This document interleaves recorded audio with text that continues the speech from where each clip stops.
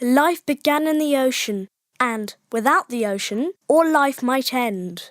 And yet, the oceans are threatened today as they never have been before, inundated every year by enormous quantities of rubbish, paper, wood, metal, and endless tons of plastic, all originating from the land and slowly breaking up in the salt water until they become tiny 5mm particles, known as microplastics.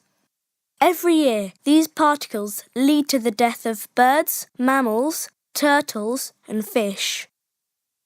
In one way or another, they damage all marine life, from the minuscule krill to the great predators, eventually affecting us through the food we consume.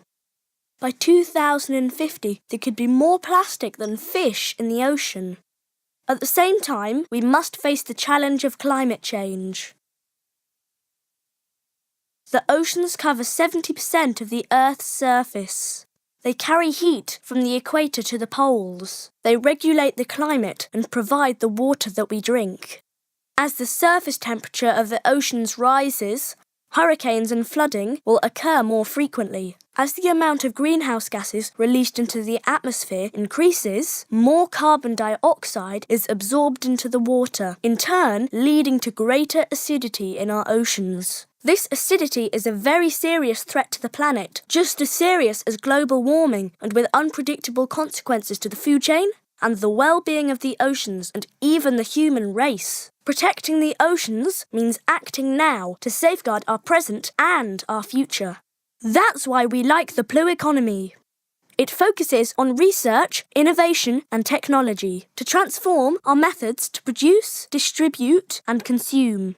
Innovative solutions in maritime operations, transport and financial instruments. We can meet these challenges. We can create new sustainable work opportunities in a maritime industry worth $3,000 billion a year.